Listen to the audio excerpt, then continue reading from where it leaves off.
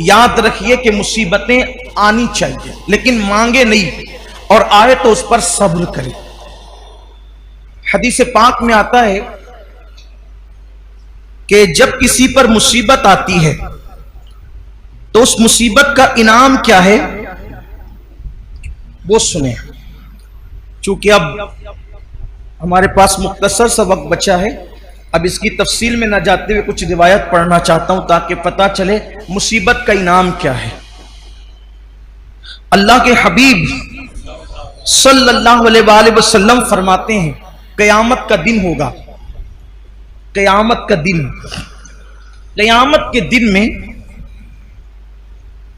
आवाज लगाई जाएगी, निदा की जाएगी, ऐलान होगा, ऐ वो लोगों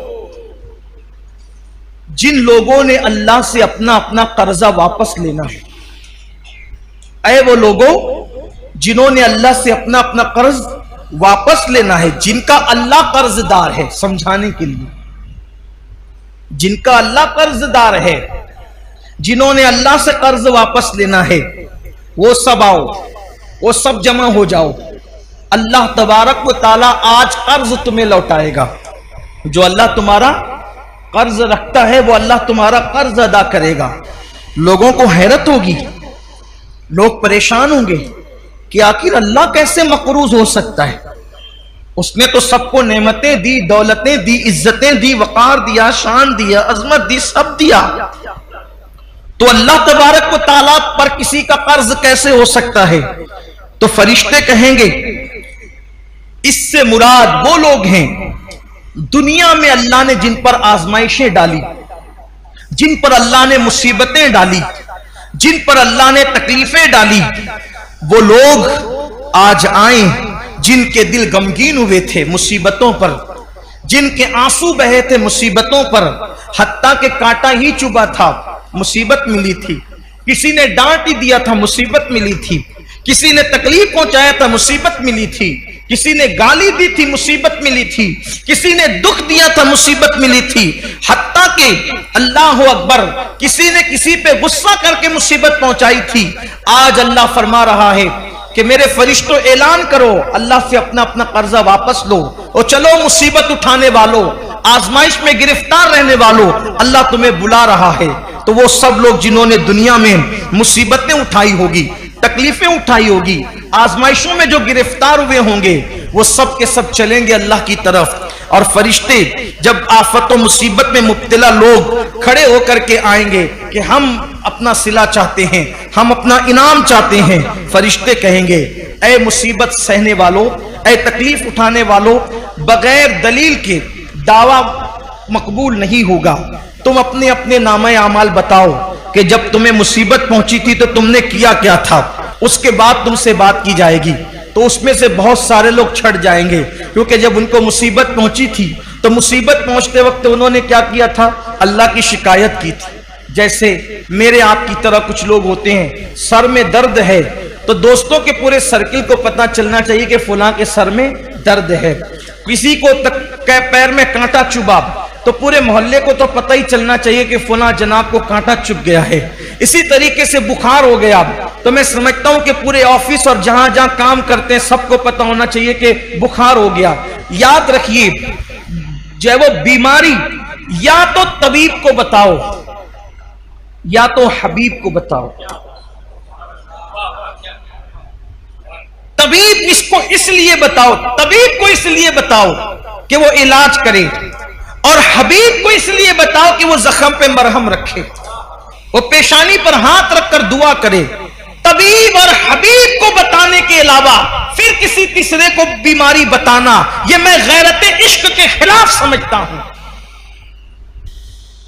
मुंह में छाले आ जाए तो पूरी दुनिया को पता चले मुंह में छाले आ जाए, सर में दर्द हो तो पूरी दुनिया को पता चले, यह शिकायत है अल्लाह की। हमारे बड़े बड़े बुजुर्ग बरसा बरस बीमारियों में मुब्तला रहे, बीवी को भी नहीं पता चला कि मैं बीमारी में, शौहर को नहीं पता चला कि मैं बीमारी में। कुछ ऐसे भी तो हो जो यार के लिए कुछ बर्दाश्त करें, बल्कि आपको हैरत होगी, हैरत। मुस्तफा जान रहमत सल्लल्लाहु अलैहि वसल्लम ने किस तरह गैरते तौहीद सहाबे किराम के दिलो दिमाग के अंदर रचा बसा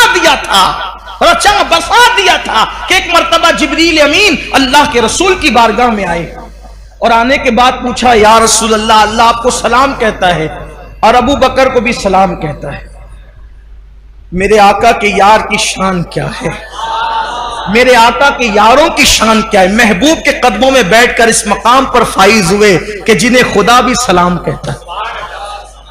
अल्लाह आपको और अबू बकर को सलाम कहता है और अल्लाह पूछ रहा है, आका या रसूल अल्लाह, अल्लाह पूछता है आपसे कि आप अबू बकर से पूछिए कि अब तो उनकी तबीयत ठीक है ना। अल्लाह आपसे पूछते हैं कि आप पूछे कि अब तो उनकी तबीयत ठीक है ना। सिद्दीक अकबर से हुजूर ने पूछा, अबू बकर अल्लाह पूछ रहा है अब तो आप ठीक हैं। अल्हम्दुलिल्लाह हुजूर मैं ठीक हूं। आका ने पूछा, क्यों अबू बकर, कोई तकलीफ थी? हाय हाय, गैरते इश्क का अंदाज देखें, गैरते इश्क का अंदाज देखें। अल्लाह के रसूल पूछते हैं, अबू बकर क्यों, कोई तकलीफ थी? हाँ का कुछ थी, बताया नहीं। हुजूर आप ही के दर्स ने मजबूर कर दिया था कि यार की शिकायत किससे कैसे कर, यार की शिकायत कैसे करूं, यह आपका दर्स था, इसलिए मैं आपको भी बता न सका। मैं अपनी मुसीबत तकलीफ अपनी तबीयत की आपको ही बता न सका, क्योंकि आपने जो गैरत इश्क का दर्स दिया था मुझे गवारा न हुआ कि यार की मैंने डर लगी मुझे कि अगर मैं ये तकलीफ आपसे बयान कर दूं यार नाराज ना हो जाए कि मेरी शिकायत मेरे महबूब से की जा रही। ये है अल्लाह वालों का अंदाज। और जब मुसीबत सहने वाले जो जिन पे मुसीबत आई होगी वो अज्र लेने के लिए क़यामत के दिन खड़े होंगे। मुसीबत आई होगी, क्या अल्लाह के फरिश्ते कहेंगे आमाल नामा बताओ, पहले दलील पेश करो कि तुमने क्या किया था।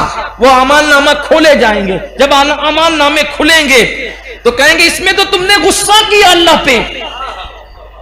कुछ लोग कहते हैं ना, अल्लाह को मेरा ही घर मिलता है बीमारी के लिए, माशाअल्लाह, मारने के लिए मेरा ही बेटा मिला था, मेरी बीवी मिली थी। अरे तेरी क्या बीवी और तेरा क्या बेटा, वल्लाह अगर खुदा उसको पैदा न करता तो वो तेरी बीवी कब होती, अल्लाह न देता तो वो तेरा बेटा कब होता, अल्लाह न देता तो वो तेरा माल कब होता। और तू कौन है? कुरान कहता है कि तू भी अल्लाह की मिल्कियत है, तू भी अल्लाह का माल है, अपनी क्या औकात है। तो अज्र जाय न करो बहवेला करके। मुसीबतों पर जो अज्र मिलने वाला है अल्लाह ताला की शिकायत करके जाय ना करो। सिद्दीक अकबर जैसा ज़र्फ तो नहीं हो सकता, लेकिन कुछ तो सीखो। एक वाकया मैंने शायद तफसीर कुरान में इस साल बयान किया कि एक बुजुर्ग थे, उन्होंने उनकी बीवी से कहा कि मैं तुम्हें तलाक दे देना चाहता। बीवी ने कहा कि क्यों? कहा कि इसलिए कि जब से शादी भी तुम बीमार नहीं पड़ती हो, और यहां तलाक इसलिए दी जाती है कि जब से शादी भी सबसे बीमारी पड़ी रहती है। यह भी है नौबत है। और जो किसी की बीमारी पर उसको दुख दे तो वो भी बीमार होगा, और ऐसा बीमार होगा कि कोई इलाज ना कर सके। बीवी बीमार पड़ गई तो किस्मत है। लोग कहते हैं धोखा दिया, हमें बताया नहीं था पहले से। ठीक है, बता दिया जाता तो अच्छा होता, लेकिन अगर नहीं बताया तो वो तो महबूब आ गई अल्लाह की तेरे घर में। जिनको बीमारियां दी जाती वो महबूब होते, जिनको मुसीबत दी जाती है वो महबूब होते, जिन्हें तकलीफ दी जाती है महबूब होते। बुजुर्गों ने कहा अगर फिरौन को कभी सरदर्द होता तो कभी खुदा होने का दावा ना करता। फिरौन पर कभी एक वक्त तो भूखे रहने की नौबत आती तो कभी खुदा होने का दावा ना करता। उसको चढ़ाया था नेमतों ने, नेमतों पे वो सरकश हुआ। और अक्सर देख लीजिए जितने सरकश आप देखें, कभी यहां एक खास बात कहना चाहिए, हो सकता है शायद आप इसकी लज्जत महसूस करें। किसी फाका कश ने कभी खुदा होने का दावा नहीं किया। किसी बीमारी में मुब्तला रहने वाले ने कभी खुदा होने का दावा नहीं किया। किसी कमजोर और नातवा ने कभी खुदा होने का दावा नहीं किया। हां, अगर आपको झूठे खुदा मिलेंगे तो वो ऐश परस्तों में मिलेंगे, और अगर अल्लाह के औलिया मिलेंगे तो फाका कशों में मिलेंगे। कमजोर और नातवानों में ढूंढ लो अल्लाह के वली, और मालदार और अय्याशों में ढूंढ लो झूठे खुदाओं की एक कतार मिल जाएगी। इसीलिए तो कहा गया कि खड़े होकर पेट भरकर नफिल नमाज पढ़ने से अफजल है कि भूखे रहकर बैठकर पढ़े। इसलिए कि जब इंसान भूखा रहता है तो अल्लाह के अनवार उसके पेट में दाखिल होते हैं, खुदा का नूर पेट में उतरता है। एक तवील उन्मान है, बहरहाल अर्ज कर रहा था कि जल्दी जल्दी गुफ्तगू समेटी जाए। बहुत खूबसूरत सा उन्वान है, लेकिन आइंदा हफ्ते के लिए नहीं रखेंगे, इसी महफिल में इसको खत्म करेंगे। उन्होंने कहा कि तुम जब से बीमार पड़ी हो, जब से तुम शादी हुई, तुम पे बीमारी नहीं है। उसने कहा बस यही बात है। कहा अगर तुम अल्लाह की बंदी, प्यारी बंदी होती तो जरूर तुम्हें कोई ना कोई तकलीफ आती, लेकिन कोई तकलीफ तुम्हें मैं नहीं देखता। इसका मतलब तुम मरदूद हो, मरदूद। अब मरदूद को अपने घर में कैसे रखो? उसने कहा अगर यही बात है तो जरा कमरे में आ जाए, मेरे खास कमरे। वो बुजुर्ग को खास कमरे में ले गई, और जब अपनी पीठ से कपड़ा हटाया तो नासूर था और उसमें कीड़े चल रहे थे। बुजुर्ग ने कहा ये क्या है? कहा यही बीमारी है, यही तकलीफ। हम मुझे बताया नहीं? कहा यार की शिकायत करते हुए शर्म आती थी। अल्लाह की शिकायत कैसे करती? बीमारी बताती तो हो सकता यार कहता कि मेरी शिकायत कर। बहुत नाजुक बारगाह है। लोग क्या समझते हैं? बारगाह उलूहियत बहुत नाजुक है, बहुत नाजुक है। एक बार सैयदुत ताइफा जुनैद बगदादी ने कहा अल्लाह मैंने कभी शिर्क नहीं की। शिर्क कहते हैं अल्लाह के साथ किसी को शरीक, अल्लाह के बराबर किसी को मर्तबा देने में बहुत नाजुक, और महबूब और मकबूल बंदों के लिए तो बहुत नाजुक। पुल सरात पर से गुजरना आसान है, राह मोहब्बत से गुजरना मुश्किल है। पुल सरात से, फिर जुमला को दिल पे लिख लें, पुल सरात से कम हिम्मत लोग भी गुजर जाएंगे, लेकिन राह इश्क से कम हिम्मत लोग नहीं गुजर सकते। वजह आप कहेंगे वो कैसे? पुल सरात से गुजरने के लिए किसी की दुआएं काम कर जाएगी, किसी का हाथ पकड़ के उतारना काम कर जाएगा। ठीक, किसी की दुआ होगी रब्बे सल्लिम रब्बे सल्लिम, ठीक, किसी का हाथ होगा उतार दिया जाएगा। और वो किसी कौन होगा? उस्ताद ज़मन ने कहा है ना, इसीलिए मैं भी किसी कह रहा हूं। करे चारा साजी जियारत किसी की, भरे जख्म दिल के मलाहत किसी की, सरे हश्र आसी मजे ले रहे हैं, शफाअत किसी की है रहमत किसी की। ये किसी किसी की बात तो कभी कभी महबूब के लिए इश्क में इशारे करने में भी बड़ी लुत्फ और लज्जत के मामलात होते हैं। और कोई हाथ पकड़ के उतार रहा है, कोई रब्बे सलीम कह के, ठीक, पुल सरात से कम हिम्मत लोग भी गुजर जाएंगे, लेकिन राह इश्क से कम हिम्मत आदमी गुजार ही नहीं सकता। क्योंकि जो पुल सरात से गुजार रहा है, जब वही खुद इम्तिहान लेने पर आ जाए तो कौन गुजर सकता है? फिर उसके लिए तो हुसैन जैसा कलेजा चाहिए, फिर उसके लिए तो मंसूर हल्लाज जैसा कलेजा चाहिए, फिर उसके लिए तो जुनैद बगदादी जैसा कलेजा चाहिए, फिर उसके लिए तो अब्दुल कादिर जिलानी जैसा कलेजा चाहिए।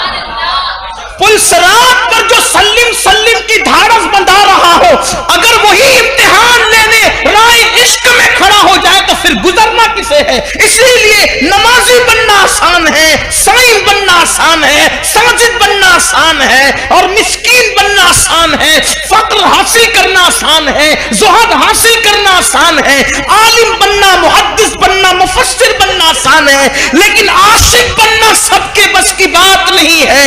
हर इंसान हर डिग्री पा लेता है, लेकिन इश्क की डिग्री सिवाय अहले काबिल हिम्मत के किसी का काम ही नहीं है, इसलिए कि हर डिग्री वाला बचना चाहता है, इश्क की डिग्री वाला जलना चाहता है। बेखतर कूद पड़ा आतिश नमरूद में इश्क, अक्ल है महवे तमाशाए लबे बाम अभी। अल्लाह अकबर। और इश्क जलने की बात करता है, इश्क धूनी रमाने की बात करता है, इश्क गुमने की। देखो, दानाई कहती है मशहूर हो जा, इश्क कहता है गुम हो जा। दानाई कहती है बच जा, इश्क कहता है मिट जा। दानाई कहती है इज्जत पाले, इश्क कहता है जलील हो जा। और उसकी मिसाल देखें, एक हदाय के बख्शिश में सब मिले। इसलिए कि बिलाल हिंद और हसानुल हिंद के इश्क के नुकोश व निगार फैले हुए उस किताब के अंदर। देखो, लोग बाकी रहना चाहते हैं और इश्क मिटना चाहता है। कहते हैं मिटते मिटते नाम हो ही जाए, ऐसा गुमा दे उनकी विला में खुदा हमें, ढूंढा करें पर अपनी खबर को खबर में। खुद से ही गुम हो जाना चाहता है। ऐ दिल ये सुलगना क्या, सुलगना क्या, सुलगना क्या। सुलगने और जलने में दो चीज होती है। जब सिगड़ी सुलगाई जाती है तो कुछ आग जलती है, कुछ धुआं होता है, लेकिन जब फर फर फर फर जलने लगती है तो धुआं खत्म हो जाता है। मेरे इमाम छोटी शुरुआत की आग की बात नहीं करते, बल्कि वो बड़ी जो शोला जव्वाल है उसकी बात करते थे। ऐ दिल ये सुलगना क्या, जलना है तो जल भी उठ। ऐ दिल ये सुलगना क्या, जलना है तो जल भी उठ। दम घुटने लगा जालिम, क्या धूनी रमाई है। ये धुआं धुआं क्या हो रहा है, इससे मेरा दम घुट रहा है। अरे जल, फर फर जल। जैसे आग आसमान से बातें करती, वो आग चाहता हूं। और कौन सी आग फिर वो लगती है? कहते हैं ऐ इश्क तेरे सदके जलने से छुटे सस्ते, जो आग बुझा देगी वो आग लगाई है। और रूह फिदा का फजिद हर का, यकशोला दिगर बरजम इश्का, मोरा तन मन धन सब फूंक दिया।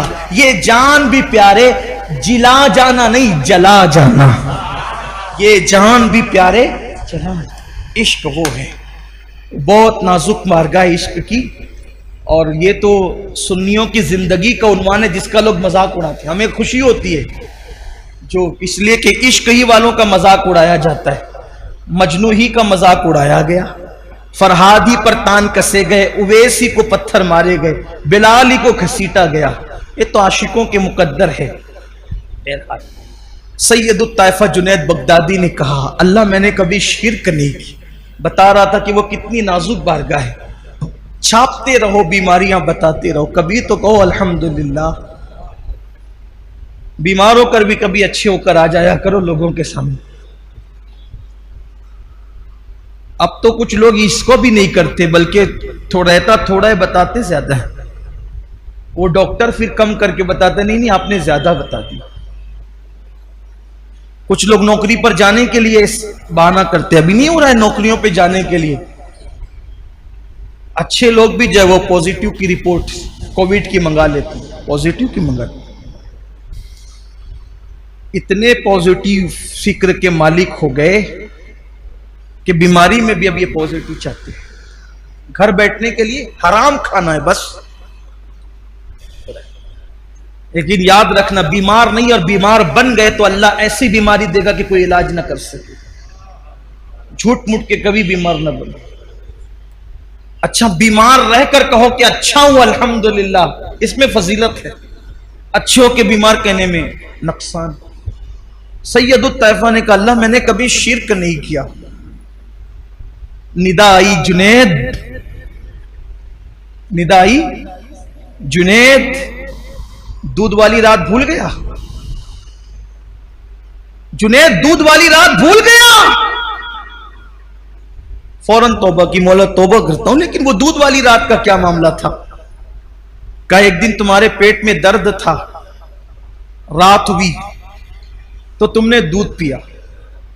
और दूध पिया तो सुबह किसी ने पूछा जुनैद कैसे हो, तो कहा रात पेट में दर्द था, दूध पिया तो अच्छा हो गया। तो अच्छा मैंने किया था कि दूध ने किया था?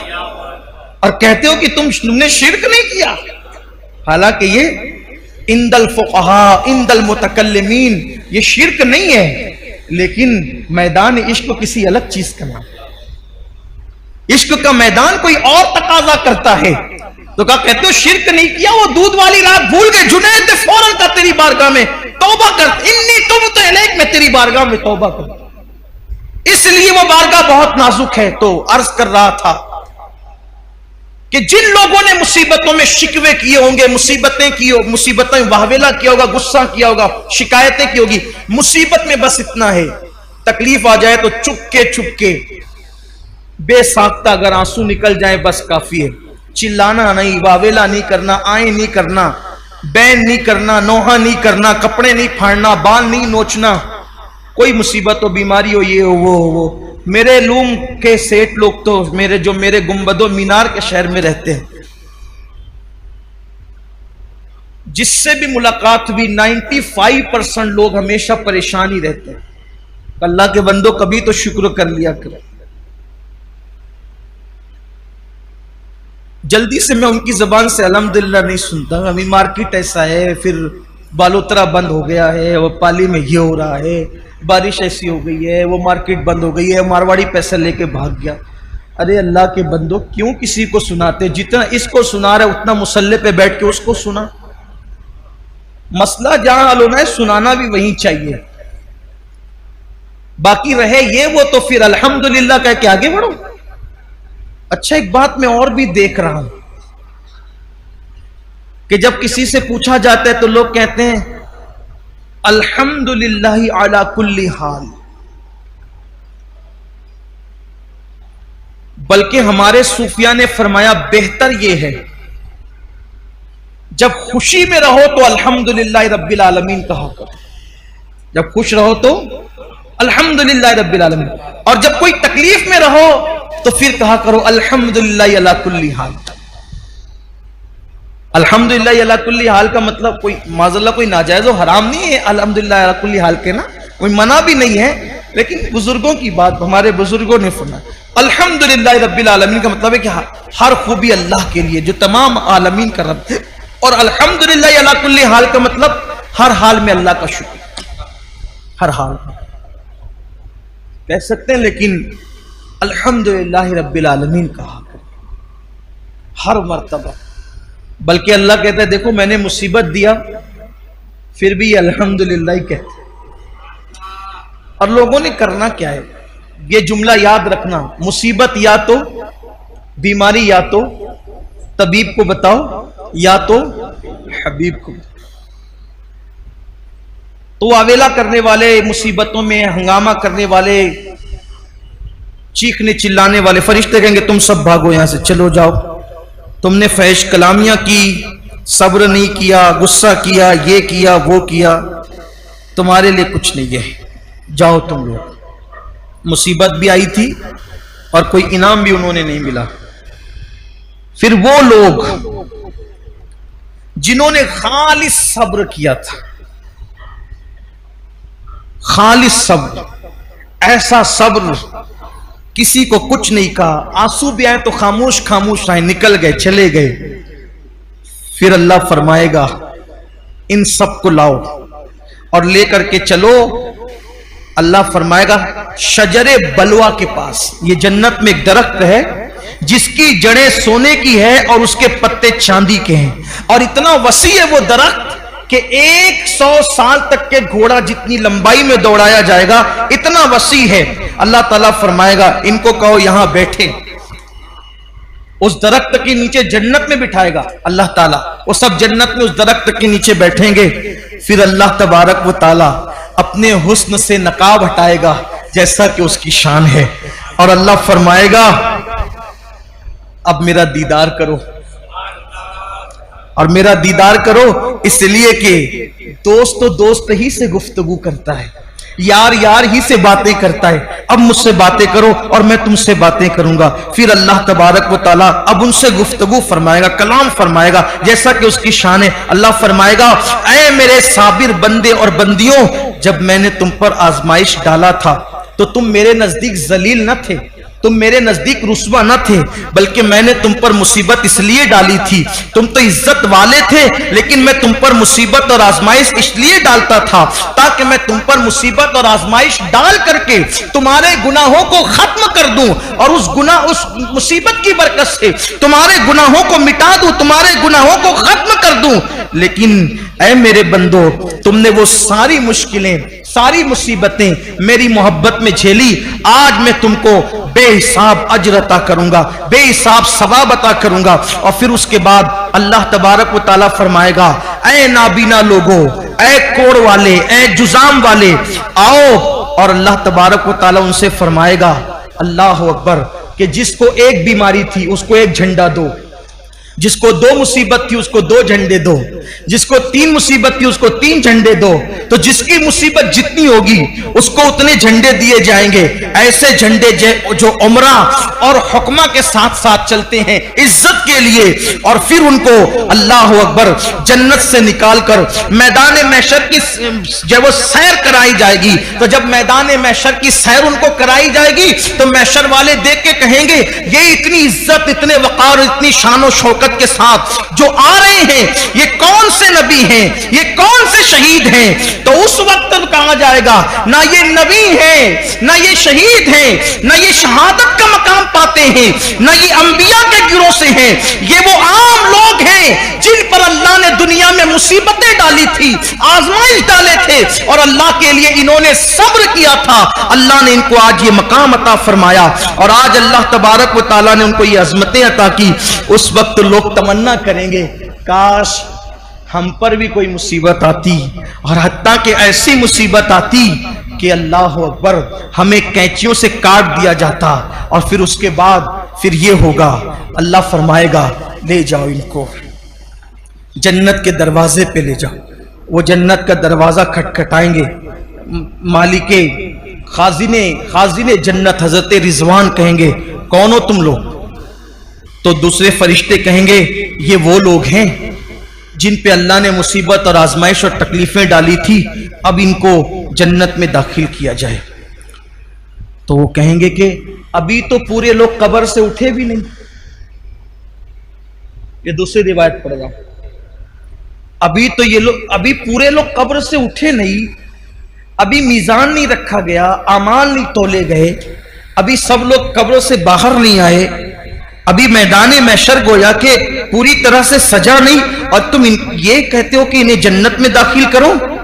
तो कहेंगे, ये अल्लाह का हुक्म है।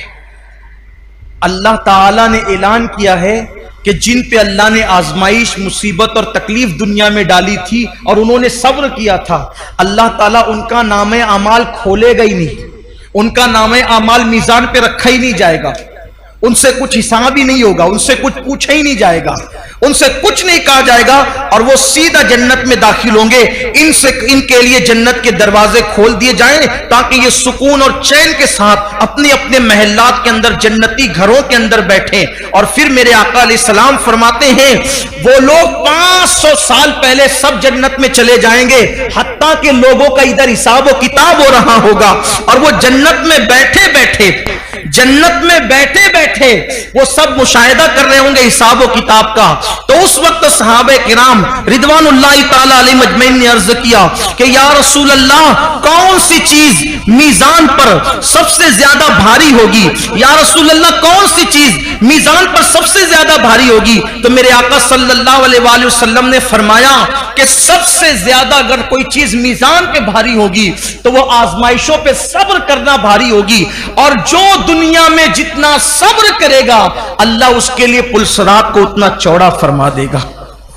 इसलिए अपनी जिंदगी के अंदर सब्र को, मुसीबतों और अल्लाह से दुआ करो कि मुसीबत ना आए, और मुसीबत आए तो सब्र, बीमारी आए, पैसे की किल्लत हो, अल्लाह ना करे औलाद ना हो, औलाद हो तो नाफरमान हो, अगर सब्र करो, किसी से शिकायत ना करो। आखिरी में अर्ज करना चाहता हूं, अगर कोई मुसीबत आती है तो मुसीबत अल्लाह के करीब करने के लिए, अगर हम मुसलमान हैं, मोमिन हैं, अल्लाह के पसंदीदा बंदे हैं, तो मुसीबत अल्लाह से करीब करने के लिए।